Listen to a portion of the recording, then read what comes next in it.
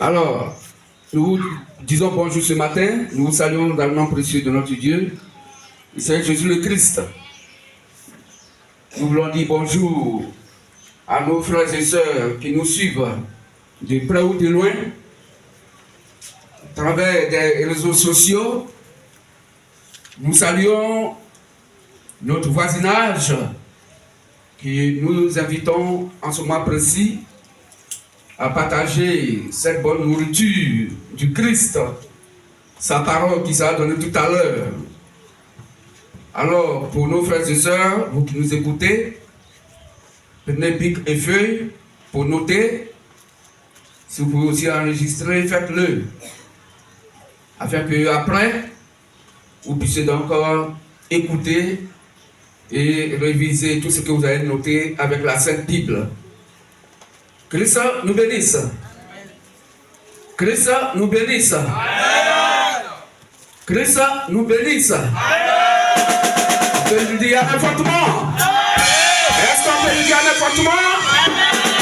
Merci à Christ en vous. Que la gloire lui revienne. Christ nous bénisse.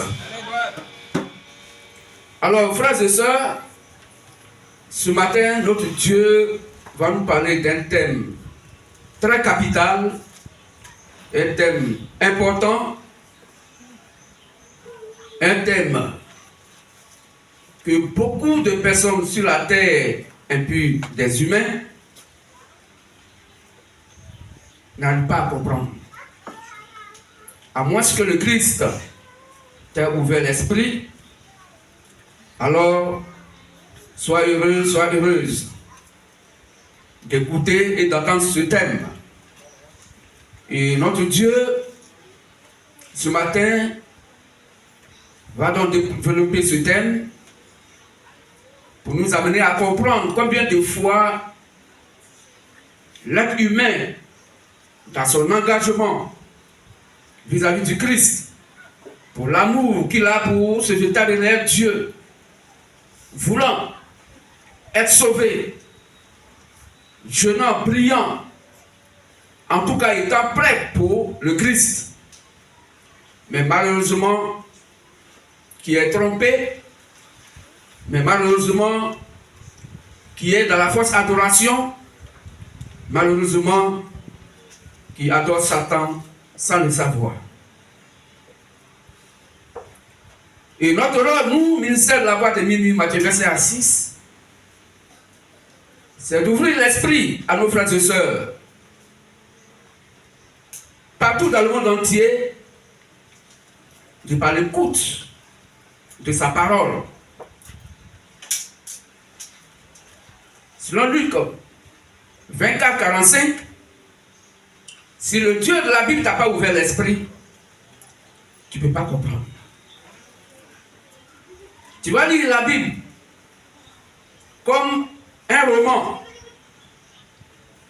Parce que pour toi, c'est écrit en français et tu as des diplômes en français.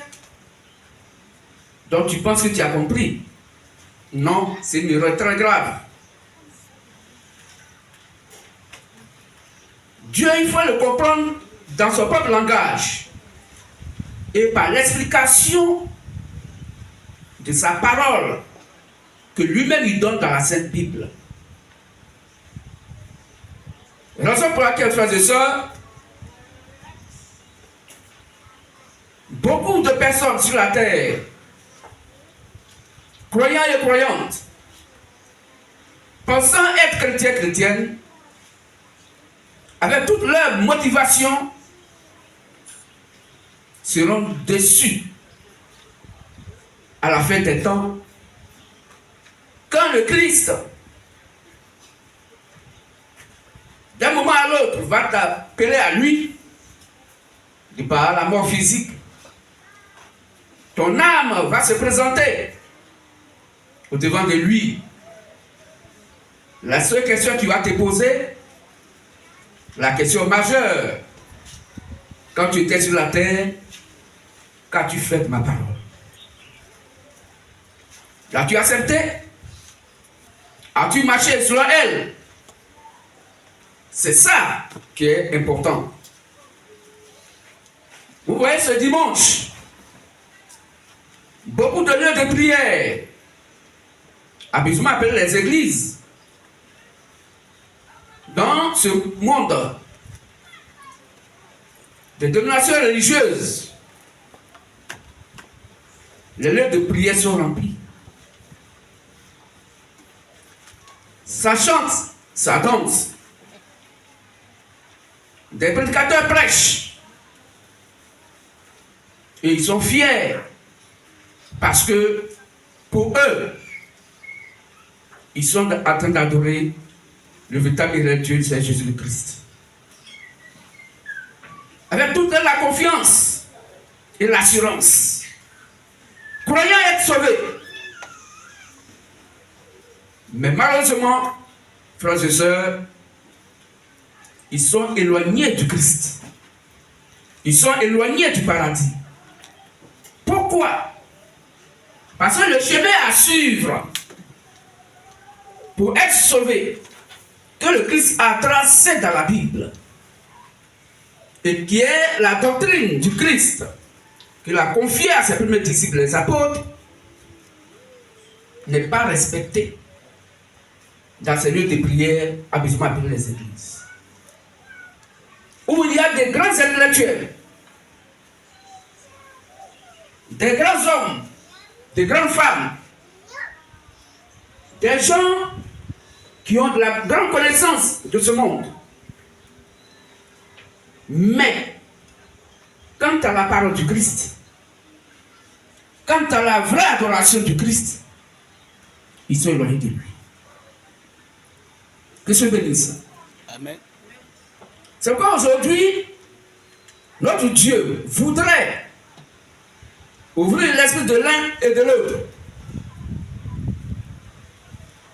sur ce thème glorieux qu'il donne ce matin, pour que chacun et chacune, se disant croyant, croyante, puisse tamiser son adoration au travers de la Sainte Bible pour voir s'il est dans la vérité biblique ou pas. Et le point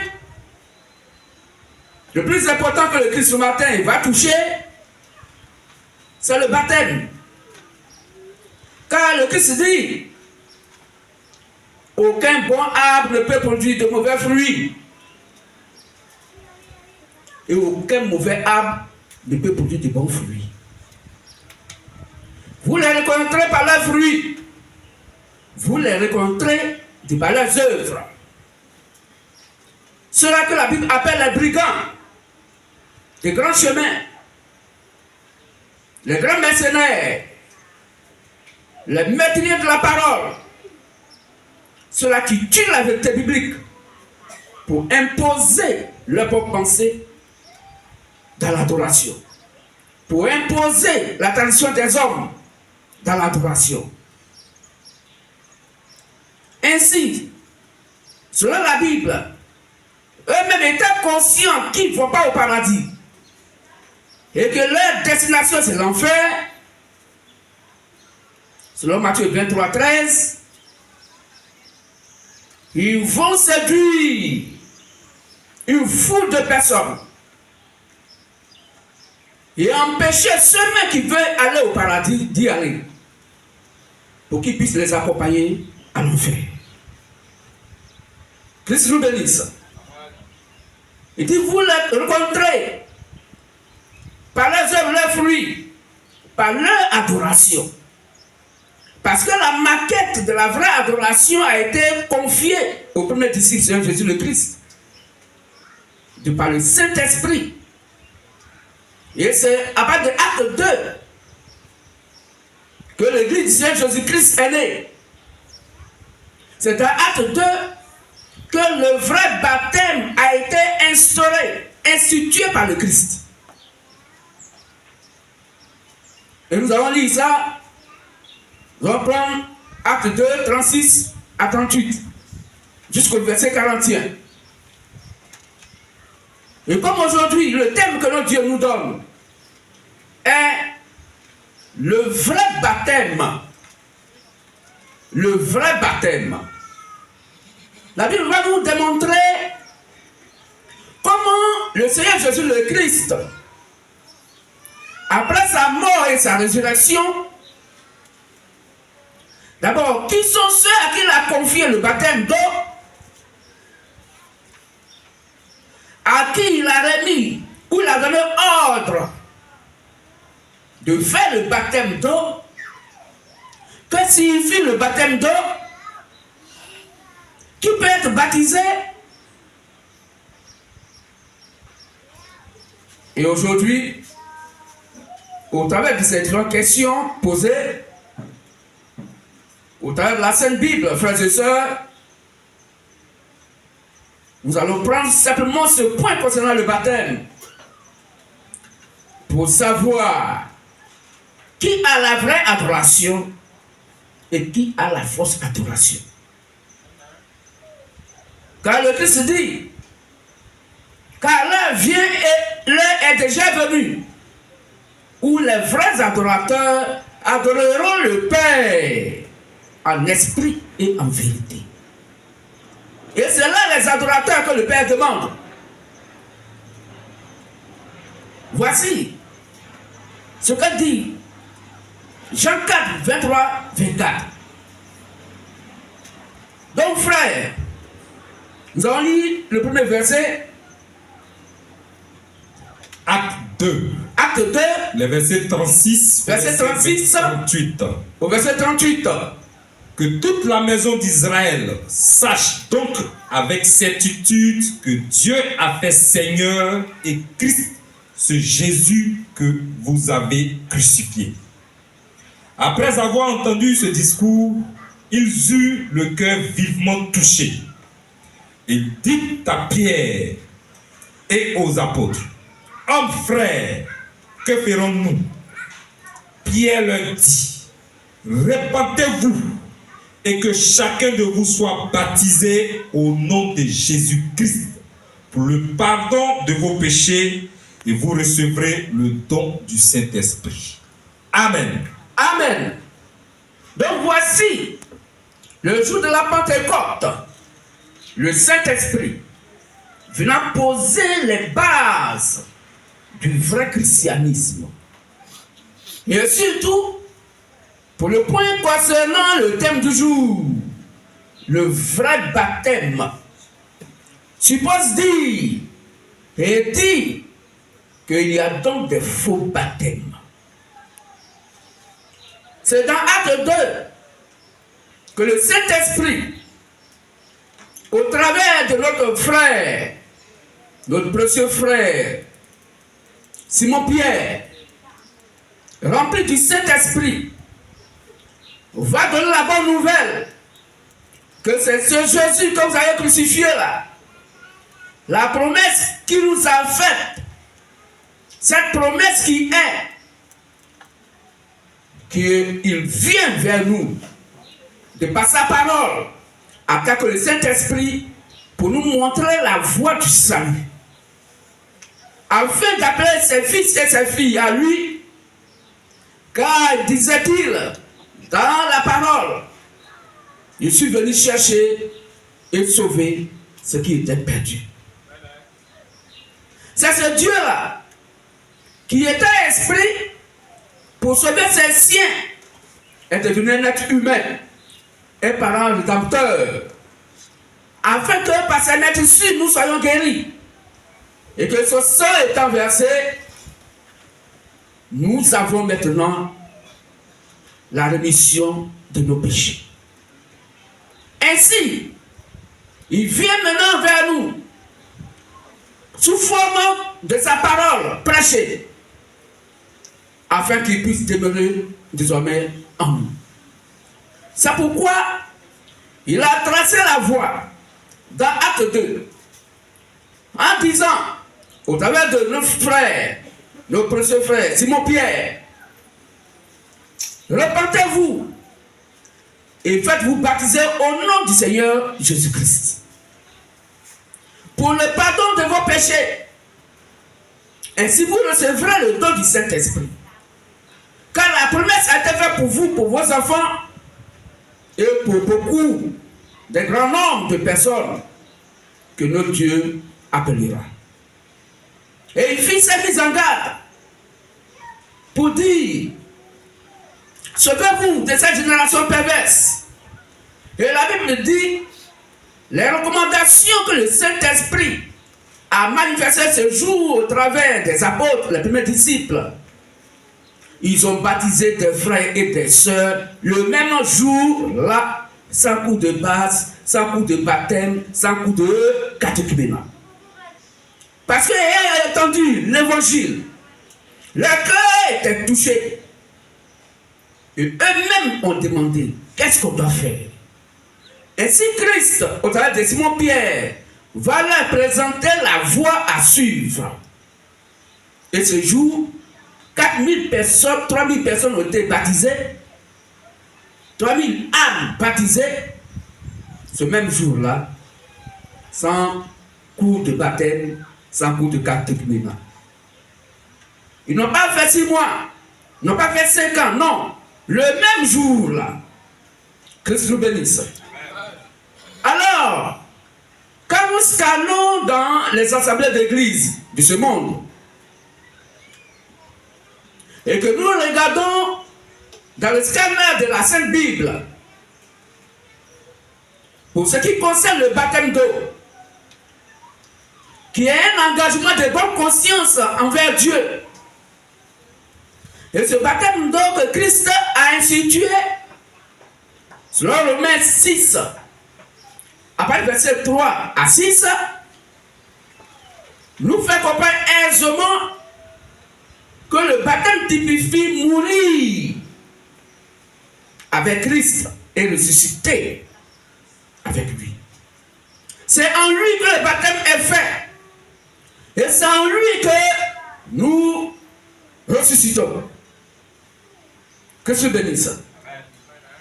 Alors, est-ce que ces frères-là, ces croyants et croyantes, ces dénominations religieuses mondaines qui existent, ne lisent-elles pas Romains 6, à partir du verset 1 au verset 7, on peut lire, mon frère.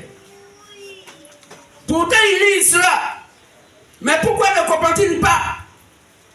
Parce que cela n'est pas destiné à eux. Dieu les a fermé l'esprit. Il a fermé l'entendement. Car c'est lui qui ouvre l'esprit. Il le fait comme il veut et quand il le veut. Car ce n'est pas celui qui veut comprendre Dieu qui le comprend. Mais celui que Dieu veut qu'il le comprenne, c'est lui-là qui ouvre l'esprit afin que tu puisses le comprendre. Est-ce qu'on peut acclamer le Dieu de la Sainte-Bible, le Seigneur Jésus le Christ? Là, tu frère. Romains 6, les versets 1 à 7. Que dirions-nous donc? Demeurions-nous dans le péché afin que la grâce abonde? Loin de là. Nous qui sommes morts au péché, comment vivrions-nous encore dans le péché? Ignorez-vous que nous tous qui avons été baptisés en Jésus-Christ, nous tous qui avons été baptisés en Jésus-Christ, c'est en sa mort, c'est en sa mort que nous avons été baptisés. Que nous avons été baptisés. Nous avons donc été ensevelis avec lui. Nous avons donc été enterrés avec lui par le baptême en sa mort. Par le baptême en sa mort. Afin que, comme Christ est ressuscité des morts, par la gloire du Père, de même nous aussi, nous marchions en nouveauté de vie. Voilà. En effet, si nous sommes devenus une même plante avec lui, par la conformité à sa mort, nous le serons aussi, par la conformité à sa résurrection. Sachez le fruit que Christ va donc donner, nous devons donner le même fruit parce que nous sommes devenus une même plante. Nous ne pouvons pas produire des fruits différents de son fruit.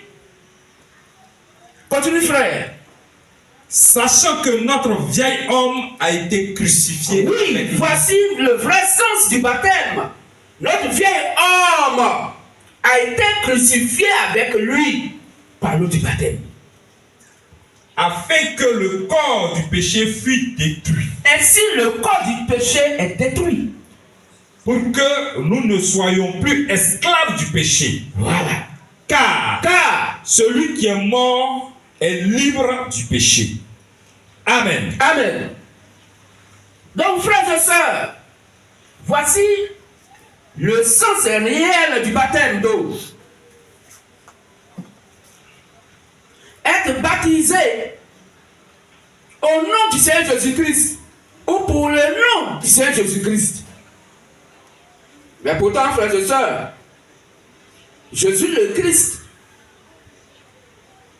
il a dit dans Matthieu 28 que nous allons lire 16 à 20. Il dit à ses disciples, il envoyait les 11 et non 12. Or, dans Matthieu 10, 1 à 5, Jésus-Christ, au début de son ministère, a appelé 12 apôtres. Et le 12e est Judas l'Iscariote. Mais quand il va maintenant envoyer ses disciples, les apôtres, Judas n'est plus là. Il va envoyer les 11.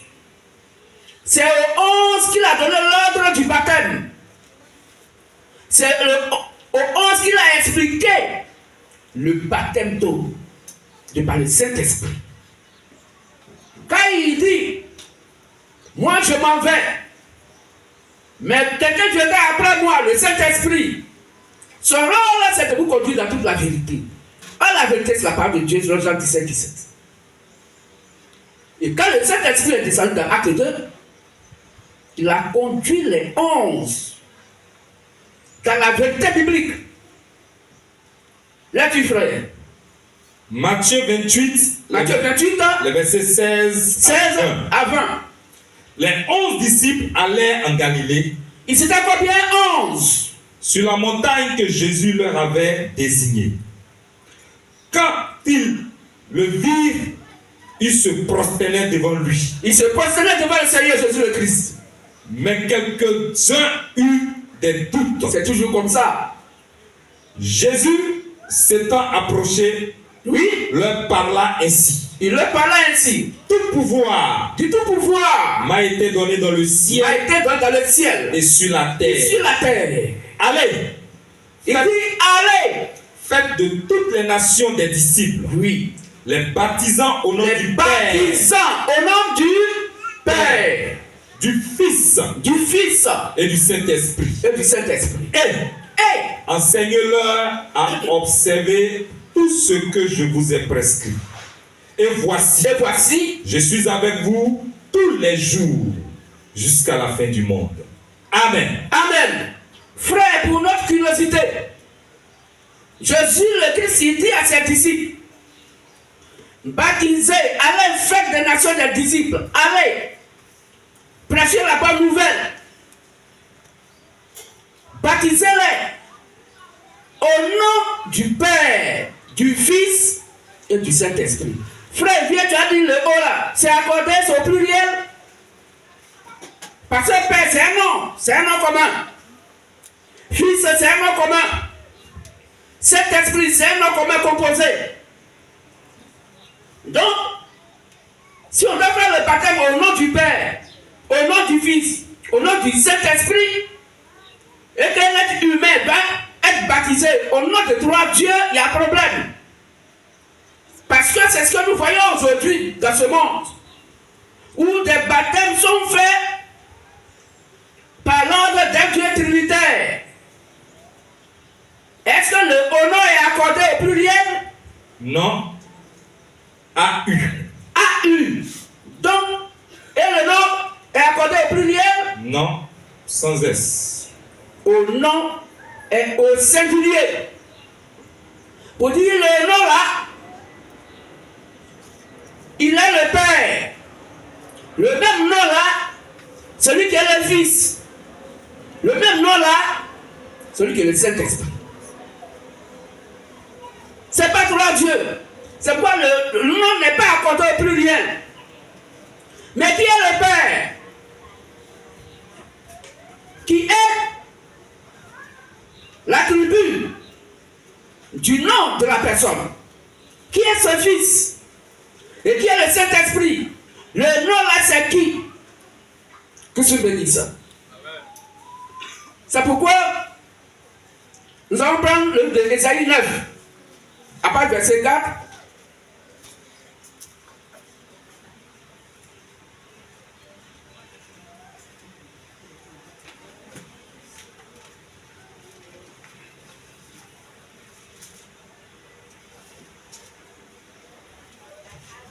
Ésaïe 9, à partir du verset 4. Car toute chaussure qu'on porte dans la mêlée et tout vêtement guerrier roulé dans le sang seront livrés aux flammes pour être dévorés par le feu. On continue. Car un enfant nous est né. Un enfant nous est né. Un fils nous est donné. Un fils nous est donné. Et la domination reposera sur son épaule. La domination reposera sur l'épaule de ce fils-là. On l'appellera admirable. Admirable. Oui. Conseiller. Conseiller. Dieu puissant. Il est Dieu puissant. Père éternel. Le même Dieu puissant qui est l'enfant là, c'est lui qui est le Père éternel. Prince de la paix. Prince de la paix. Amen. Amen. Prends Matthieu 1, à partir du verset 22. Donc l'enfant qui naît, il s'appelle Père éternel. Oh, le baptême va être fait au nom du Père. Qui est cet enfant-là? Qui est-il? Quel est son nom? Parce que le nom est au singulier. Le nom est caché. Mais la Bible va révéler son nom. Matthieu 1. Oui. Matthieu 1, le verset 22. Tout cela arriva afin que s'accomplisse ce que le Seigneur avait annoncé par le prophète. Remontons un peu au verset 18. 17, 18 par là. Ok, à partir du verset 18. Voici de quelle manière arriva la naissance de Jésus-Christ. Voici de quelle manière arriva la naissance de Jésus-Christ. Marie, sa mère, oui, ayant été fiancée à Joseph, se trouva enceinte par la vertu du Saint-Esprit, avant qu'ils eussent habité ensemble. Joseph, son époux, qui était un homme de bien et qui ne voulait pas la diffamer, se proposa de rompre secrètement avec elle. Comme il y pensait, voici un ange du Seigneur lui apparut en songe et dit: Joseph, fils de David, ne crains pas de prendre avec toi Marie, ta femme, car l'enfant qu'elle a conçu vient du Saint-Esprit. Elle enfantera un fils et tu lui donneras le nom de Jésus.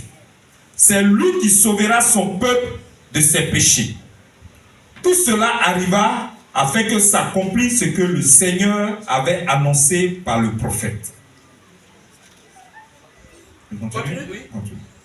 Voici la Vierge sera enceinte. Voici la Vierge sera enceinte. Elle enfantera un fils. Elle enfantera un fils. Et on lui donnera le nom d'Emmanuel. Et on lui donnera le nom d'Emmanuel. Ce qui signifie, oui, Dieu avec nous. Dieu avec nous.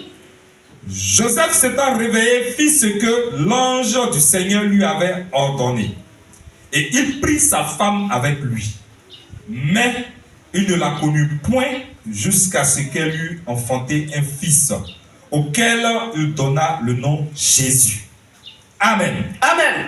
Donc l'enfant qu'on appelle Père éternel, Dieu puissant, Dieu tout-puissant, Père éternel, admirable conseiller, son nom s'appelle quoi? Jésus. Donc au nom du Père, c'est au nom de Jésus. Jésus. Pourquoi? Parce que c'est lui qui est le Christ. C'est lui qui est le Sauveur. On va lire encore, frère. Prenons Jean 6. Prends Jean 14. Jean 14, à partir du verset 7. 7 à 10, on va lire ça. Qui est-il, cet enfant? Jean 14, versets 7 à 10. Il dit, allez, baptisez-les au nom du Père, du Fils et du Saint-Esprit. Le nom là du Père. Qui est le Père? C'est Jésus. Vas-y, Francis Caillou. Jean 14, versets 7 à 10.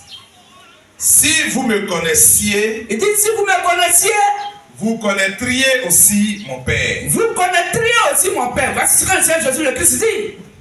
Et dès maintenant, Il dit, dès maintenant, vous le connaissez. vous connaissez le Père. Et vous l'avez vu. Et vous l'avez vu. Philippe lui dit, Philippe lui dit, Seigneur, mais Seigneur, montre-nous le il Père, faut nous montrer le Père. et cela nous suffit. Et cela nous suffit. Jésus lui dit, Jésus répondit, il y a si longtemps Philippe, ça fait longtemps que je suis avec vous. que je suis avec vous. Et tu ne m'as pas connu, Philippe. Et puis tu m'as pas connu Philippe. Celui qui m'a vu Celui qui m'a vu, a vu le Père. il a vu le Père. Comment dis-tu, Pourquoi tu peux encore me demander? montre-nous le Père? Montre-nous le Père. Ne crois-tu pas que je suis dans le Père Oui. et que le Père est en moi? Les paroles que je vous dis, Les paroles que je vous je dis, ne les dis pas de moi-même. c'est le Père à moi qui Et parle. le Père qui demeure en moi, c'est lui qui fait les œuvres. Est-ce qu'on peut appeler la Sainte Donc les baptêmes au nom du Père, c'est au nom de Jésus le Christ.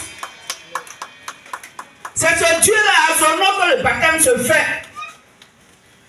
C'est lui-là qui est le Fils qui dit, c'est le Père qui parle en moi. Je ne dis rien de moi-même, mais le Père en moi, c'est lui qui vous instruit. Car quiconque m'a vu a vu le Père. Pourquoi Philippe me demandes-tu où est le Père? Montre-nous le Père. Si tu m'as vu, moi Jésus, tu as vu le Père. C'est de lui que la Bible parle. Que la vie mettant au monde un fils. On l'appellera Dieu éternel. On l'appellera Père éternel. Celui-là qui est sans commencement de jour, ni fait de temps. Et celui-là, à qui Dieu a donné la nouvelle alliance, à cause de ses fils et ses filles qui sont sur la terre, afin de briser la première alliance que Dieu a donnée à Moïse, de par la loi de Moïse, afin que tous ceux qui étaient de la lignée de Lévite soient sacrificateurs. Mais pourtant, Jésus-Christ n'est pas né de la lignée de Lévi. Il est né de la lignée de Judas. Dieu a changé le sacerdoce en enlevant le sacerdoce lévitique pour créer une nouvelle alliance avec le Seigneur Jésus le Christ, afin qu'il puisse nous instruire sur les paroles de la nouvelle alliance. Comme si la première alliance était bonne et qu'elle était parfaite pour nous conduire au paradis, Dieu ne pouvait pas la mettre de côté pour nous donner une nouvelle alliance. Oh, Jésus le Christ, il est l'agneau de la nouvelle alliance. C'est lui qui est l'agneau de la nouvelle alliance. Et la Bible dit que c'est son sang qui est versé que nous a racheté. La Bible donc nous dit que c'est en sa mort que nous avons été baptisés. Il n'y a pas eu deux agneaux. Il n'y a pas eu un agneau père, un autre agneau fils, un autre agneau Saint-Esprit. Non, un seul agneau que le Père a envoyé. Et c'est en sa mort que nous avons été baptisés. Christ nous bénisse. Dans le baptême trinitaire, qui est fait au nom du Père, du Fils et du Saint-Esprit. Et on nous fait croire qu'il y a trois dieux. Frère, c'est du faux, c'est un faux baptême. Sœur, c'est un faux baptême. Les gens ont mal compris le nom du Père, Fils et Saint-Esprit. Le Père, le Fils et le Saint-Esprit, c'est le Seigneur Jésus le Christ. Et c'est ce que le Saint-Esprit a dit aux apôtres. Et nous allons lire ça pendant 1 Jean 5. 1 Jean 5, 20 va dire que c'est lui, Jésus-Christ, qui est le Dieu véritable. C'est lui-là qui est la vie éternelle. Celui-là qui est le Père éternel. Celui-là qui est le conseiller. Or, Jésus, de son vivant, disait aux disciples, je vous enverrai un autre consolateur. Et il va vous donner les conseils qu'il faut. Dans le même Dieu, il vient à la dimension Père. Car la dimension Père, il a créé toutes choses. Il a donné vie à la création. En tant que fils, il joue encore ce rôle. Il vient en tant que le sacrifice expiatoire pour nos péchés. Et en tant que le Saint-Esprit dans les derniers temps, au travers de ses apôtres et les prophètes, il va nous montrer la voie du salut pour que nous puissions retourner au Père. Est-ce qu'on peut acclamer le Dieu de la Sainte Bible, Saint Jésus le Christ? Frère, lecture. 1 Jean 5, les versets 20 à 21. Nous savons aussi que le Fils de Dieu est venu et qu'il nous a donné l'intelligence pour connaître le véritable. Et nous sommes dans le véritable, en son Fils Jésus-Christ. C'est lui qui est le Dieu véritable. Qui est le Dieu véritable. Et la vie éternelle. Et la vie éternelle. Petits enfants. C'est lui qui est le Dieu véritable et la vie éternelle. Le Dieu véritable, dont la Bible parle dans d'Ésaïe, qui est le Père, qui est l'éternel Dieu, c'est le Seigneur Jésus-Christ. Raison pour laquelle, dans Actes 2, les apôtres, animés par le Saint-Esprit, dans la nouvelle alliance, ont fait le baptême au nom de Jésus-Christ. Parce que c'est ce nom qui a été donné. Ce nom-là qui a été caché à la loi de Moïse. Moïse ne connaissait pas le nom de Jésus-Christ. Il lui a posé la question, mais comment t'appelles-tu? Il dit, je m'appelle Jésus. Est-ce que Jésus c'est un nom? Donc Moïse, la loi ne connaît pas le nom de Seigneur Jésus-Christ. Mais c'est la grâce. C'est la grâce qui nous a identifié le nom de Seigneur Jésus-Christ. Pour que nous soyons dans toute la vérité. Il est venu vers nous et il s'est présenté et il a dit son nom. Frères et sœurs, donc le baptême signifie mourir en Christ. Et comme il est ressuscité des morts, c'est ressuscité aussi en lui. Le baptême veut dire mourir en Christ, mourir avec lui et ressusciter avec lui. Donc, frères et sœurs, quand nous regardons dans la Sainte Bible, les baptêmes qui ont été faits dans le Nouveau Testament, le baptême même qui a été fait dans l'Ancien Testament, oui, quand la Bible dit, dans le livre de Genèse 8, 6 à 12, si vous voulez, on peut lire, que la terre tout entière a été baptisée par Dieu, par le déluge d'eau au temps de Noé. Tout ce qui était en existence a été donc baptisé dans l'eau, immergé par l'eau, pour donner l'image dans le temps à venir du vrai baptême qui va se faire par immersion. Quand la Bible dit tout ce qui était en existence, sauf Noé et tous ceux qui étaient avec lui, qui étaient hors du déluge. On peut lire, frère. Genèse 8, les versets 6 à 12. Au bout de 40 jours, Noé ouvrit la fenêtre qu'il avait faite à l'âche. Oui, parce qu'il a plu. Il lâcha le corbeau qui sortit. Partant et revenant. Il est parti, quand il y avait de l'eau, il est revenu. Jusqu'à ce que les eaux eussent séché sur la terre. Il lâcha aussi la colombe. Il laisse aussi la colombe. Pour voir si les eaux avaient diminué à la surface de la terre. Mais la colombe ne trouva aucun lieu où poser la plante de son pied. Quand la colombe est partie, Il n'y a pas un lieu où la colombe a trouvé pour poser son pied. Qu'est-ce qu'il a fait? Qu'est-ce qu'il a fait? Et elle revint à lui dans l'arche. Elle est revenue à lui dans l'arche. Car Car il y avait des eaux à la surface de toute la terre. donc toute la terre était immergée d'eau. Il avança la main, la prit, puis la fit rentrer auprès de lui dans l'arche. Il attendit encore 7 autres jours. Il attendit encore 7 autres jours. Et il lâcha de nouveau la colombe hors de l'arche. Il lâcha la colombe hors de l'arche. La colombe revint à lui sur le soir, et voici une feuille d'olivier arrachée était dans son bec. Une feuille d'olivier arrachée à l'olivier était dans le bec de la colombe. Et il a ramené comme preuve que les eaux ont baissé et que la nature a repris vie. Noé connut ainsi que, Noé a su ainsi que les eaux avaient diminué sur la terre. voilà.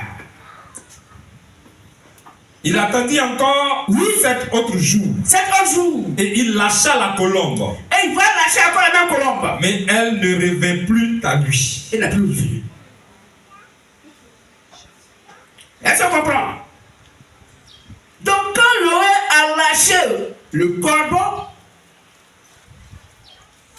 corbeau est parti. Quand la terre a séché, le corbeau est resté là-bas. Hein.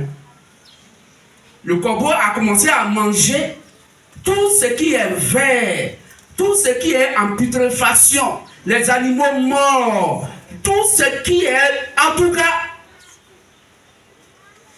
Mais la colombe, quand elle est partie, elle n'a pas trouvé un lieu. Elle est revenue. À qui? À Noé. Frères et sœurs, c'est ça l'évangile. Quand tu reçois le baptême d'eau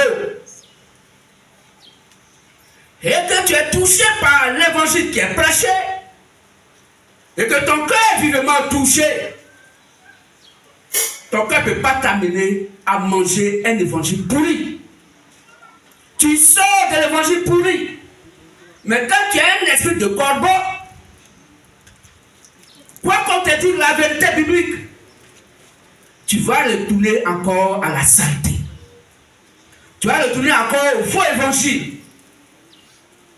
Mais la colombe ne mange pas n'importe comment. La colombe n'a pas de bile dans son corps pour qu'elle puisse manger n'importe comment. Mais le corbeau, lui, il a une bile. Donc tout ce qu'il mange là, toute la pourriture qu'il mange là, sa bile travaille. Et puis il la laisse. Mais la colombe ne peut pas faire ça. Parce que la colombe n'a pas de bile.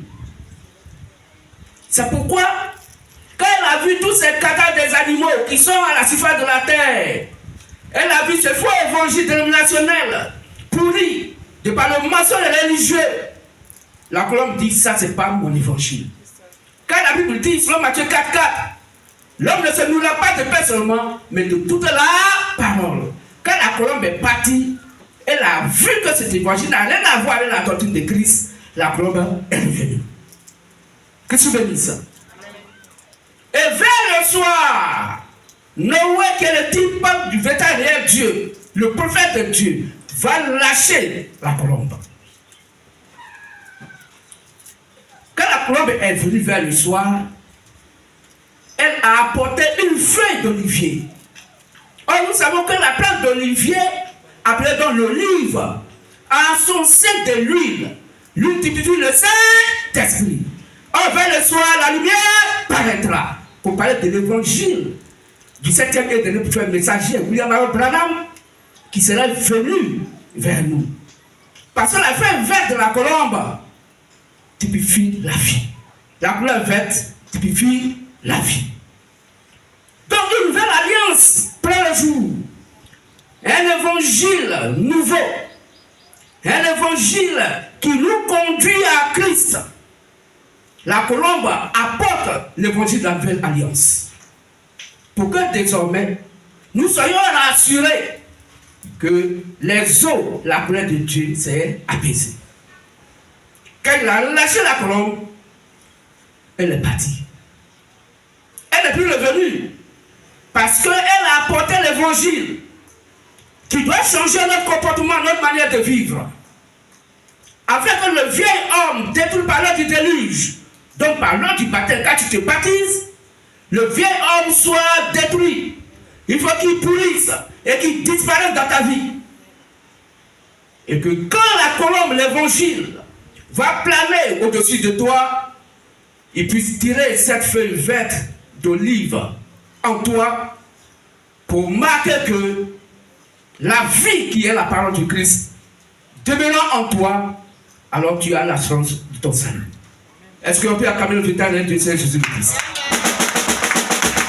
Frères et sœurs, c'est pourquoi notre Dieu nous dit que nous devons savoir que ce sont aux 11 apôtres que Jésus le Christ a dit allez donc et faites des disciples toutes les nations, les baptisant au nom du Père, du Fils et du Saint-Esprit. Nous allons lire ça dans Matthieu 28 encore pour ranimer la compréhension de ce thème. Matthieu 28, 16 à 20. Donc c'est à ces 11 là qu'il a envoyé. Il n'a pas envoyé quelqu'un d'autre. C'est à eux qu'il a confié le baptême d'eau. C'est à eux qu'il a expliqué le baptême d'eau et par le Saint-Esprit. C'est pourquoi, frères et sœurs, si quelqu'un fait un baptême à une personne disant que c'est un baptême chrétien et qu'on prend de l'eau pour asperger sur ta tête ou on prend de l'eau pour verser sur ta tête, c'est une moquerie pure et simple au grand maître béni Seigneur Jésus-Christ. C'est pour dire que nous qui faisons les baptêmes par aspersion, non seulement on n'a pas compris le sens du baptême, parce que le baptême veut dire immerger dans l'eau complètement, mourir en Christ. Or, quand on enterre un cadavre, il n'y a pas une partie de son corps qui est dehors, c'est tout son corps qui est enterré. Nous sommes morts en Christ, enterrés complètement en Christ. Voici le sens du baptême. Et nous ressuscitons car le Père a ressuscité, donc Jésus. Donc nous aussi, nous ressuscitons. Et quand nous ressuscitons donc en lui, nous sommes maintenant une nouvelle créature. Quand Jésus le Christ est ressuscité, les gens voulaient le toucher, il dit non, ne le touche pas. Et là, il transperçait les murs. Il passait au travers des murs. Parce que le corps qu'il a, c'est le corps sans tache ni ride. C'est le corps pur. C'est la nouvelle créature. C'est le nouvel homme. C'est l'homme renouvelé. C'est l'homme de la nouvelle alliance. Celui-là qui dit Amen à la parole du Christ. Celui-là qui est prêt pour l'évangile. Celui-là qui a compris les mystères du royaume des cieux. Celui-là qui sait qu'est-ce que la parole de Dieu. Qui est le chrétien? Qu'est-ce que le baptême? Qu'est-ce qui est le vrai baptême?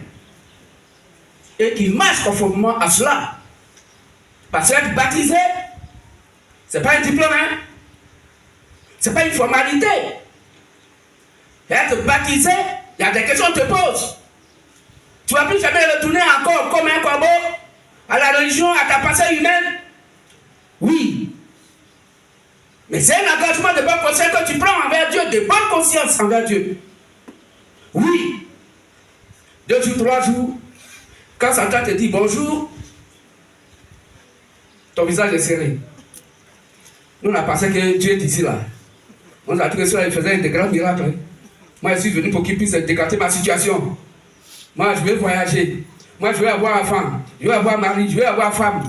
Mais si tel est ton premier objectif dans le christianisme, tu n'es plus païen. Tu as le comportement d'un corbeau. Les choses du monde que tu as renoncé hier par le du baptême, tu retournes encore à cela. Tu n'es qu'un corbeau. Parce que tu as le comportement du corbeau. Le chrétien, la chrétienne, c'est celui-là, celle-là, dont son centre d'intérêt, c'est Christ. C'est la parole. Lui-même, sa propre vie ne compte pas. Lui-même, son être ne compte pas. Le Christ d'abord. L'évangile d'abord. Et le Dieu de la grâce, sachant que tu travailles pour lui, il ne peut pas t'oublier. Il dit, cherchez simplement le royaume des cieux et sa justice. Et tout ce que moi, Dieu, je voudrais faire pour vous, je le ferai. Et il va accomplir cela. Et il dit, considérez que cela est déjà fait. Et vous allez voir ces choses s'accomplir. Ainsi, nous allons faire la lecture. Frères et sœurs. Matthieu 28. Matthieu 28, 16 à 20. les versets 16 à 20. Les 11 disciples allèrent en Galilée, Oui, sur la montagne que Jésus leur avait désignée. Quand ils le virent, ils se prosternaient devant lui. Mais quelques-uns eurent des doutes. Jésus, s'étant approché, leur parla ainsi. Tout pouvoir m'a été donné dans le ciel et sur la terre. Allez, faites de toutes les nations des disciples, les baptisant au nom du Père, du Fils et du Saint-Esprit, et enseignez-leur à observer tout ce que je vous ai prescrit. Et voici, je suis avec vous tous les jours, jusqu'à la fin du monde. Amen. amen. Alors, frères et sœurs, voici ce que le Seigneur Jésus-Christ a dit. Et que le monde religieux interprète aujourd'hui, à leur manière, baptême de 3 dieux. Et on fait baptême par immersion. Même dans l'Ancien Testament et le Nouveau Testament, notre frère Jean-Baptiste, il baptisait là où il y a beaucoup d'eau. Dans Acte 8, à partir du verset 26, l'eunuque éthiopien a été baptisé là où il y avait beaucoup d'eau. Pourquoi? Parce que la Bible dit les deux sont rentrés dans l'eau. Et il a été baptisé. Et ils sont sortis de l'eau. Donc c'est 11 que le Christ a confié l'ordre du baptême. Et eux aussi, ils nous confient cela. Pour dire ce que nous avons entendu d'eux. Ce que nous avons vu en eux. Pratiquons cela. Ainsi le Dieu de paix sera avec nous. On va lire ça aussi. Philippiens 4, verset 9. Donc c'est aux 11 disciples qu'il a confié l'ordre du baptême. Ce qu'ils ont fait dans le baptême, nous devons faire la même chose. Ce qu'on a vu en eux, il faut qu'on pratique. Car c'est à eux qu'il a confié l'évangile. Ce qu'ils n'ont pas fait dans le baptême, on ne doit pas le faire. Exemple, baptême des nouveau-nés. Aucun disciple de Jésus-Christ n'a baptisé un nouveau-né. Il n'y en a pas. Mais aujourd'hui, le monde modernisé, où la compassion morale a envahi leur Dieu. Oui, je veux que mon enfant là soit baptisé, il va aller au paradis. Le baptême, ce n'est pas ce sens. Le baptême veut dire, ce homme meurt en Christ et va ressusciter avec lui. Ainsi, il doit être en accord avec sa doctrine. Lecture, frère. Philippiens 4, 8 à 9. Au reste, frères, que tout ce qui est vrai, tout ce qui est honorable, tout ce qui est juste, tout ce qui est pur, tout ce qui est aimable, tout ce qui mérite l'approbation, ce qui est vertueux et digne de louange, soit l'objet de vos pensées. Ce que vous avez appris, reçu, Oui, et entendu de moi, attendu d'eux. ce que vous avez vu en moi, Puisque c'est lui, Paul, qui a posé les bases du christianisme pour les nations. pratiquez-le. Il dit pratiquez-le. Ça fait quoi de pratiquer ce que les apôtres ont fait? Et Et de laisser tomber ce que la personne humaine est en train de faire pour aider Dieu dans sa tâche, en Dieu de sa volonté parfaite et positive. Continue, frère. et le Dieu de paix sera avec Et c'est en ce sens-là que le Dieu de paix sera avec vous. Amen. Frère, le baptême est un engagement. Le baptême est sacré devant Dieu. On ne se baptise pas parce qu'on a envie de se baptiser, non. On ne se baptise pas parce que mon frère, ma soeur, ma famille s'est baptisé là-bas, moi je me baptiser, non. Quand tu es baptisé, c'est que tu es mort en Christ et ressuscité en lui. Ainsi, étant du même peuple avec lui, tu dois produire les mêmes fruits que le Christ. Or, Christ c'est sa parole. Tu dois produire les mêmes fruits que la parole de Dieu. Tu dois produire les mêmes fruits que le Saint-Esprit. Or, les fruits du Saint-Esprit, c'est l'amour, la tempérance, la compréhension, le pardon, toutes les vertus positives qui puissent exister. Mais qui sommes-nous? Et nous rougissons en tout temps, en tout lieu. Peut-être que tu es chrétien, tu es chrétien. Tu es pas chrétien même. Parce que le fruit que tu présentes n'est pas le fruit du Saint-Esprit. Tu n'es pas du même peuple avec le Christ. Tu ne mets pas mort en lui. Tu ne mets pas ressuscité en lui. Tu es mort hors de lui. Et tu es ressuscité hors de lui. C'est qui es-tu? Tu sais où tu vas.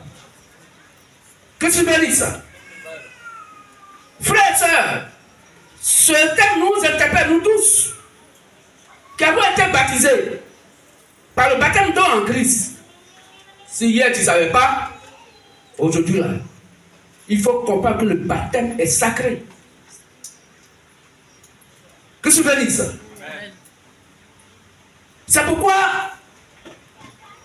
nous devons avoir nos regards vers nos grands frères dans la foi des apôtres, ceux à qui le Christ a confié le baptême. Et la Bible dit, aucun des 11 disciples de Jésus-Christ n'a fait un baptême au nom du Père, du Fils et du Saint-Esprit. Que je vous bénisse. Et nous allons voir, frères et sœurs, au nom de qui le baptême a été fait dans la Bible. Au nom de qui le baptême a été fait dans la Bible. Que je vous bénisse. Prenons Acte 10, 48. Et on va lire. Parce que, frères et sœurs, au travers de cette lecture que nous allons faire, est-ce que les 11 disciples, les apôtres de Jésus-Christ, ont-ils désobéi au Seigneur Jésus-Christ qui dit baptiser au nom du Père, du Fils et du Saint-Esprit? Et eux, ils viennent, ils baptisent au nom du Seigneur Jésus-Christ. Est-ce que désobéissance? C'est parce qu'ils ont compris par le Saint-Esprit que le nom là, celui qui est le Père, il joue le rôle du Père, il joue le rôle du Fils et il joue le rôle du Saint-Esprit. Une seule personne, mais qui joue 3 rôles. Là-dessus, frère. Acte 10, le verset 48. Et il ordonna qu'ils fussent baptisés au nom du Seigneur, sur quoi ils le prièrent de rester quelques jours auprès d'eux. Amen. Amen. Alors, frères et sœurs, ils ont dit que les frères là, il faut qu'ils soient baptisés au nom du Seigneur. Oh, le nom du Seigneur, c'est Jésus-Christ. Pourquoi ne pas baptiser au nom du Père, du Fils et du Saint-Esprit? Ils font baptême au nom du Seigneur. On dit de ce pays au grand mère béni qui les a envoyés. Toi, ton patron t'envoie et puis tu as fait autre chose. Mais pourquoi? Et ils baptisent les gens au nom du Seigneur Jésus-Christ. Et Jésus le Christ, il ne dit rien. Le Père ne dit rien. À sa dimension, Saint-Esprit ne dit rien. En tant que fils de l'homme, il ne dit rien et il les laisse faire. Frères et sœurs, quand nous lisons Matthieu 7, 18 à 19, Jésus le Christ dit à ses disciples, les apôtres, que ce que vous lirez sur la terre sera lié dans les cieux, et ce que vous délirez sur la terre sera délié dans les cieux. Dans Jean 17, 20, il a dit, ce n'est pas seulement pour vous que je prie, mais je prie pour tous ceux qui vont croire à moi, mais de par vous, votre parole. Car celui qui est né de Dieu écoute les paroles de Dieu. Et il faut écouter Dieu au travers de ses disciples. C'est quoi dans 1 Jean 4, verset 6, ils ont dit, celui qui connaît Dieu nous écoute. Mais celui qui ne connaît pas Dieu ne nous écoute pas. C'est par là que nous reconnaissons l'esprit de l'erreur et l'esprit de la vérité. Christ nous bénisse. Ont-ils désobéi? Non. Les apôtres n'ont pas désobéi en baptisant au nom du Seigneur Jésus-Christ. Parce que le Saint-Esprit leur a expliqué que le Père, le Fils et le Saint-Esprit, c'est Jésus, le Christ lui-même. Christ nous bénisse. Prenons Acte 19, versets 1 à 7. Et nous allons vérifier encore. Acte 19, 1 à 7. Voici encore les apôtres, nos frères dans la foi, nos pères dans la foi, qui font le baptême d'eau au nom de Jésus-Christ et non au nom du Père, du Fils et du Saint-Esprit. Acte 19, les versets 1 à 7. Oui. Pendant qu'Apollos était à Corinthe, Paul, après avoir parcouru les hautes provinces de l'Asie, arriva à Éphèse. Ayant rencontré quelques disciples, il leur dit: avez-vous reçu le Saint-Esprit quand vous avez cru? Il lui répondit: nous n'avons même pas entendu dire qu'il y avait un Saint-Esprit. Il dit: de quel baptême avez-vous donc été baptisés? Et il répondit: du baptême de Jean. Alors Paul dit: Jean a baptisé du baptême de repentance, disant au peuple de croire en celui qui venait après lui, c'est-à-dire en Jésus. Sur ces paroles, il fut baptisé au nom du Seigneur Jésus. Sur ces paroles, sont-ils baptisés au nom du Père, du Fils et du Saint-Esprit? Non! Au nom du Seigneur Jésus. C'est ça qui est le vrai baptême. Le vrai baptême, c'est tout baptême qui est fait au nom du Seigneur Jésus. Mon frère, ma soeur, si on t'a baptisé au nom du Père, du Fils et du Saint-Esprit, le Christ ne te connaît pas. Parce que tu es baptisé au nom d'un titre. Parce que le Père, c'est un titre qui est affecté à toute personne qui a un enfant. Donc si on t'a baptisé au nom du Père, c'est que tu as été baptisé certainement au nom de Kwame. Parce que Kwame a des enfants. Il est père. Au nom du Fils, Kofi aussi, il est fils de Moussa. Donc Fils venait dire, Père venait dire. Saint-Esprit, c'est un esprit qui est saint. L'esprit n'a ni chair ni os. Tu vas le voir où, et puis il va t'aider à quelque chose. Rien. Il faut qu'il soit dans un corps humain. D'où, baptême au nom du Père, du Fils et du Saint-Esprit, c'est un baptême qui est fait dans la fausseté. C'est un baptême qui est faux. C'est un baptême qui n'est pas reconnu par la Bible. Vous direz oui, mais vous voyez, il a dit au nom du Père, du Fils et du Saint-Esprit. Et que au nom de la Père, oui, mais la Bible nous dit que le baptême a été fait par les apôtres, ceux à qui l'évangile a été confié. Ils n'ont jamais baptisé au nom du Père, du Fils et du Saint-Esprit. Ils l'ont baptisé uniquement au nom du Seigneur Jésus-Christ. C'est à son nom que tout baptême doit être fait. Donc, si tu n'es pas baptisé au nom du Seigneur Jésus-Christ, Dieu ne te connaît pas. Le Christ ne te connaît pas. Le paradis ne te connaît pas. Jusqu'à ce qu'en ce jour, si hier tu ne savais pas, Dieu ne te rend pas compte de ta ignorance, alors il faut sortir du milieu d'eux. Il faut sortir de la fausse adoration et venir à la Sainte Bible pour pratiquer le vrai baptême, parce que même le baptême de Jean-Baptiste ne sauvait pas quelqu'un. Le baptême de Jean-Baptiste, c'est un engagement qui a été pris pour que toute personne se baptisant puisse écouter ce que le Seigneur Jésus-Christ allait dire. Et c'est ce qui est expliqué dans Acte 19, 1 à 7, que Jean-Baptiste a baptisé pour le baptême de repentance, pour dire de suivre celui qui venait après lui, Jean-Baptiste. Or, celui qui est venu après lui, c'est le Seigneur Jésus-Christ. Or, le Seigneur Jésus-Christ, aucun ne peut le suivre s'il est mort et ressuscité. Oh, Jean-Baptiste a baptisé avant la mort et la résurrection. Donc le baptême de Jean-Baptiste ne faisait pas totalement partie de la nouvelle alliance. Quand la nouvelle alliance a démarré, quand le sang de Jésus-Christ a été versé et qu'il est ressuscité. C'est de par là que de par le Saint-Esprit, il va maintenant ouvrir le livre pour nous expliquer.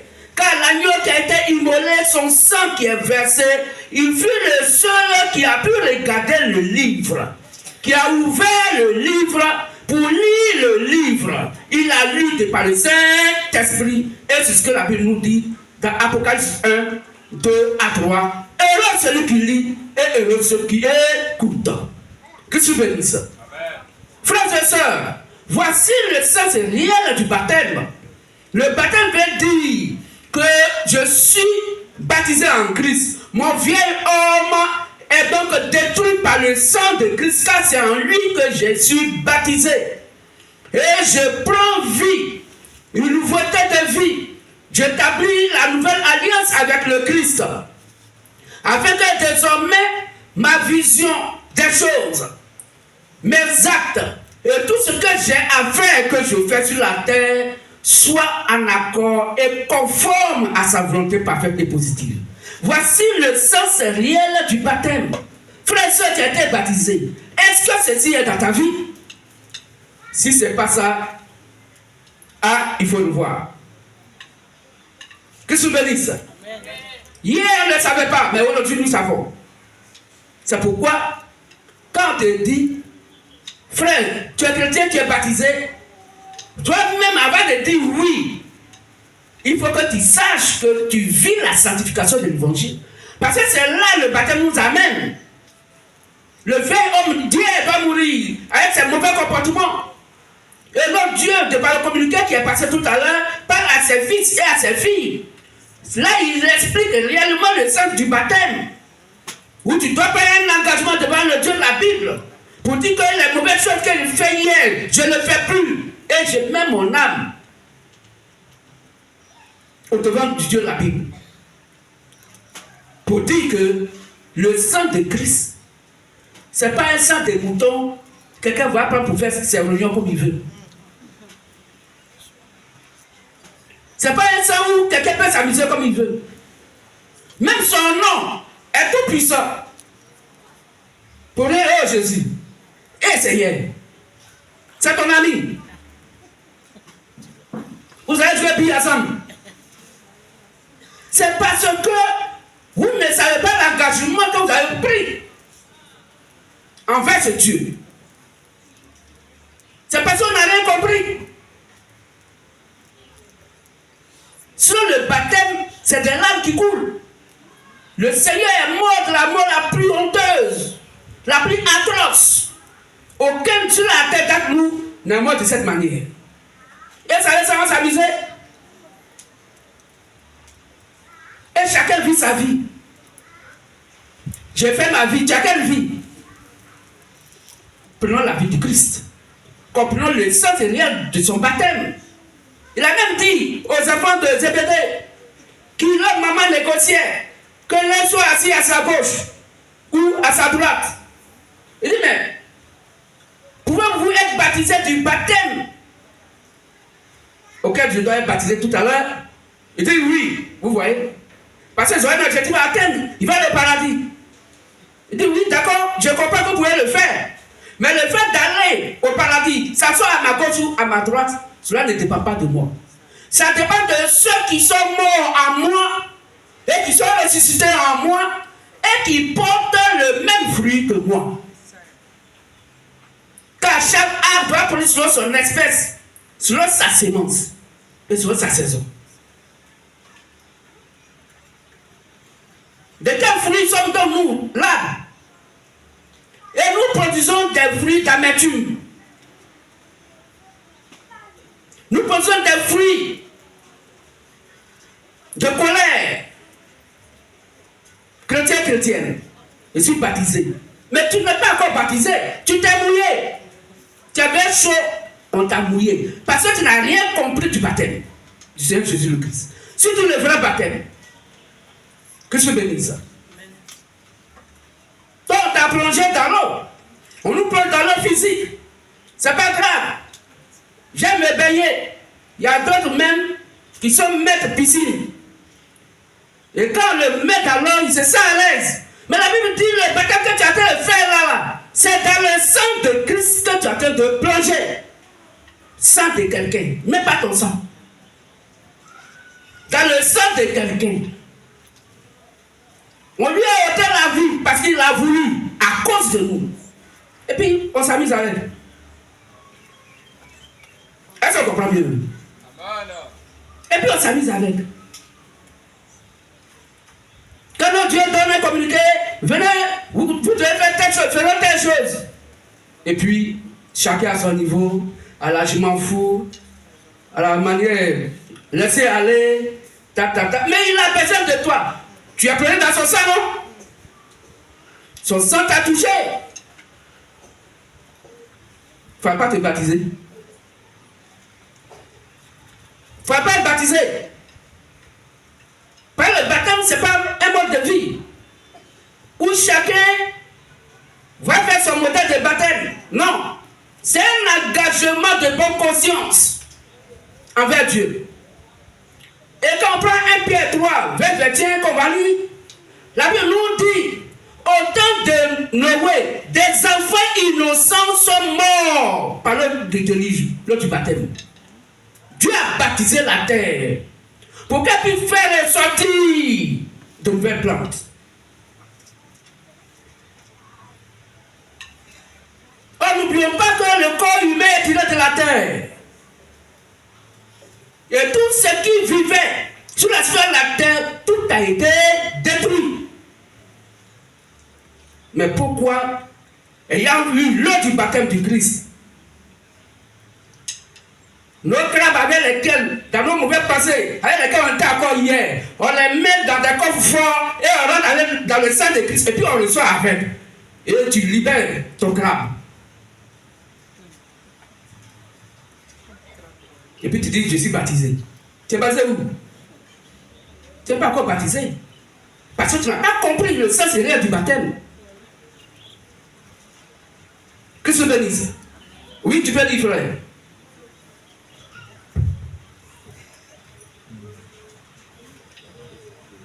Un Pierre 20, 21. 1 Pierre 3, 20, 21. Qui autrefois avait été incrédule lorsque la patience de Dieu se prolongeait au jour de Noé, pendant la construction de l'arche, dans laquelle un petit nombre de personnes, c'est-à-dire 8, furent sauvées à travers l'eau. Cette eau était une figure du baptême, qui n'était pas la purification des souillures du corps, mais l'engagement d'une bonne conscience envers Dieu. Le baptême n'en est pas ton péché, non. Mais le baptême, quand tu prends l'engagement de bonne conscience envers Dieu, doit tuer le péché en toi. Et quand tu réapparais, tu dois apparaître comme une nouvelle personne. Comme Paul pourrait dire, je vous ai fiancé à Christ comme une vierge, pure, sans tache, ni ride. Voici le sens du baptême.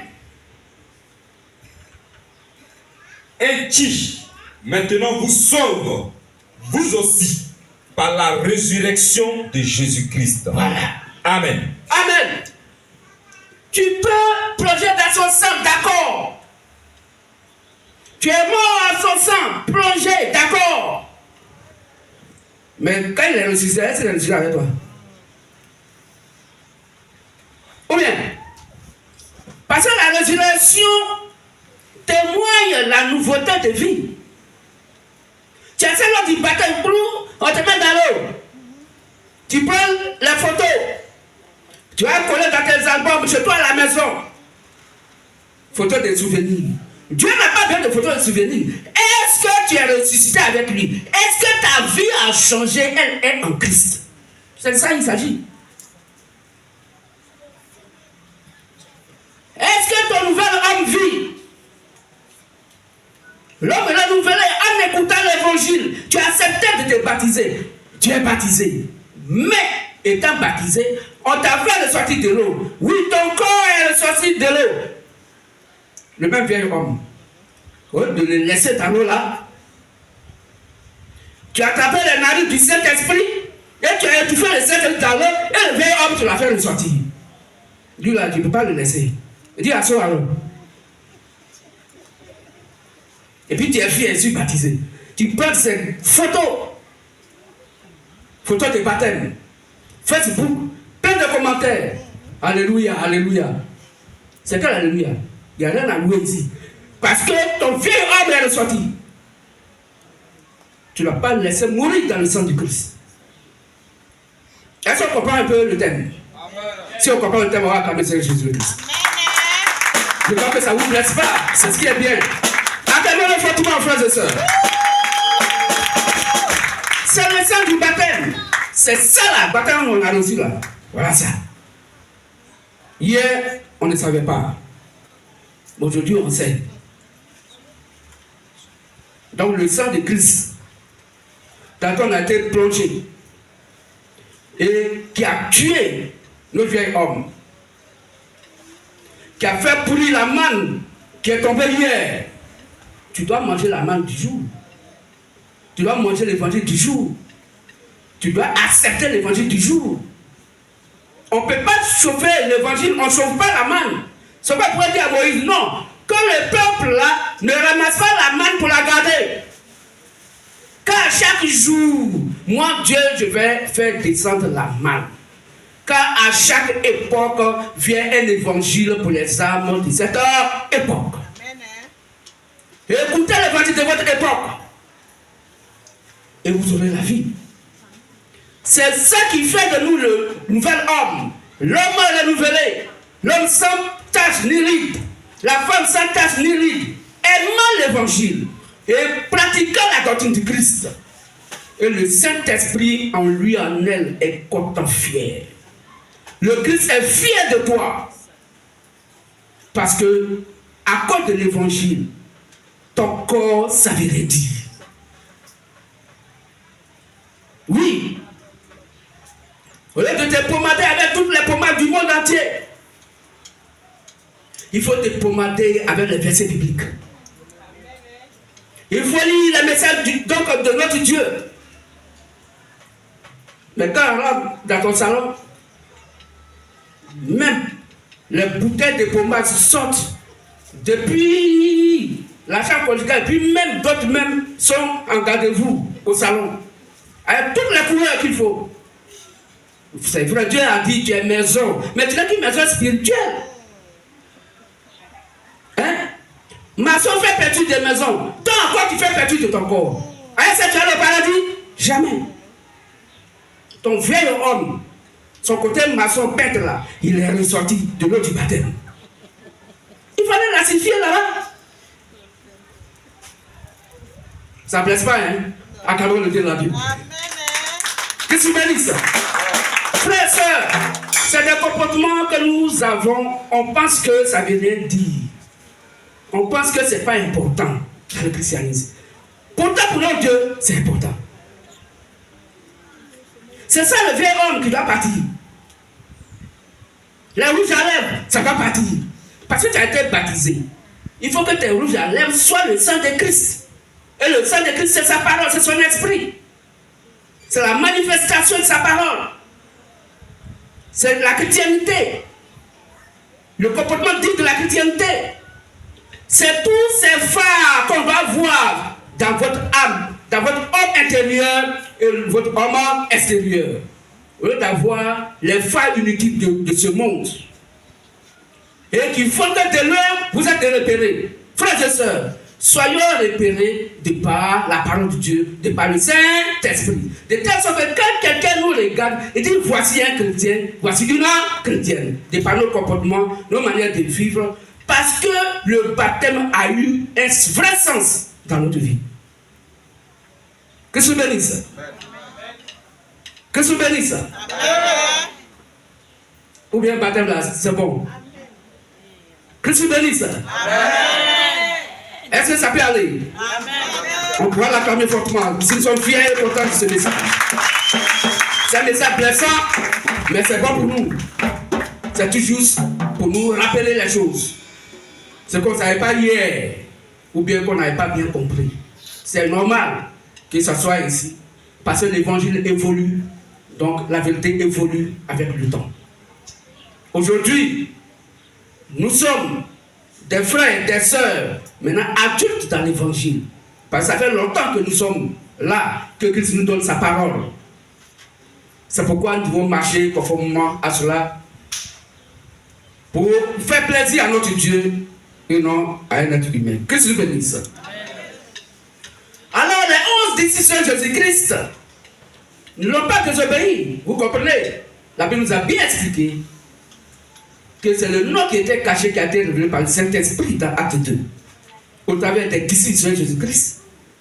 Car c'est à eux qu'il a confié le fondement de l'évangile, selon Éphésiens 2, 19 à 20. Car vous êtes édifiés sur le fondement posé par les apôtres et les prophètes, Jésus-Christ lui-même étant la pierre angulaire. Donc dans l'heure du baptême qui se fait, ce que les apôtres n'ont pas fait, pardonnez, ne faites pas ça dans vos lieux de prière. En tout cas, si le Christ vous a visité, que Dieu bénisse. Amen. C'est pourquoi Romains 6, 1 à 3 nous explique tout à l'heure le sens du baptême, c'est la mort et la résurrection en Christ. Afin que notre vieil homme soit crucifié, il doit mourir comme Christ est mort. Et l'homme nouveau doit prendre vie. Parce que la terre a été inondée par l'eau du déluge au temps de Noé. Tout ce qui est plante, tout ce qui est arbre, tout est mort. Mais quand l'eau a séché, la nouvelle vie a commencé à ressortir. C'est de cet homme-là que notre Dieu parle, qui est le chrétien, la chrétienne. C'est de lui qu'il a besoin. Et je crois que ce message est en train de nous transformer ce matin pour que, désormais, nos raisonnements soient la Bible, à savoir le Christ. C'est pourquoi, frères et sœurs, au regard de ces versets, Acte 10, 48, Acte 19, 1 à 7, Romains 8, verset 16, Acte 8, verset 16, donc je reprends, Acte 10, 48, Acte 19, 1 à 7, Acte 8, verset 16, et Romains 6, 1 à 3. Dans tous ces versets et encore beaucoup d'autres versets, nos frères dans la foi, les apôtres, ceux à qui l'évangile a été confié,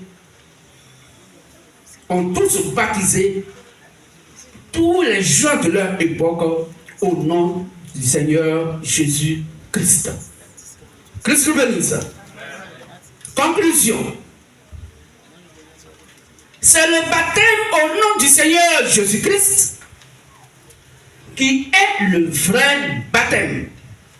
Puisque c'est en ce nom que le baptême fut pratiqué par ceux, à savoir les 11 apôtres, à qui le grand-mère béni, le Seigneur Jésus le Christ, a dit aux 11 disciples, allez en Galilée, sur la montagne que le Seigneur Jésus-Christ leur avait indiqué, donc désigné. Et quand ils le virent, ils se prosternaient devant lui. Mais quelques-uns eurent des doutes. Jésus s'approchait d'eux, leur parla ainsi. Tout pouvoir m'a été donné dans le ciel et sur la terre. Allez, faites de toute une nation des disciples, les baptisant au nom du Père, du Fils et du Saint-Esprit. Et enseignez-leur à observer tout ce que je vous ai prescrit. Et voici, je suis avec vous tous les jours jusqu'à la fin du monde. Selon Matthieu 28, 16 à 20. C'est à eux qu'il a confié l'évangile, à eux qu'il a dit de faire le baptême. La manière dont ils ont fait le baptême sur la Sainte Bible, c'est comme ça qu'ils devront faire le baptême. Sans cours de base, sans cours de catéchuménat, sans... En tout cas, il faut que le baptême soit fait dans une eau où tout le corps doit être plongé Aucune partie du corps ne doit être dehors et le baptême doit être fait au nom du Seigneur Jésus-Christ. C'est ce que notre Dieu donc appelle le vrai baptême. Que le véritable Dieu, le Seigneur Jésus-le-Christ, ce matin, au travers de ce message qu'il vient donc de nous donner, bénisse ses fils et ses filles. Christ nous bénisse. Fin du message. Alors, s'il y a des frères et des sœurs qui voudraient accepter Christ, à savoir la parole qui est prêchée,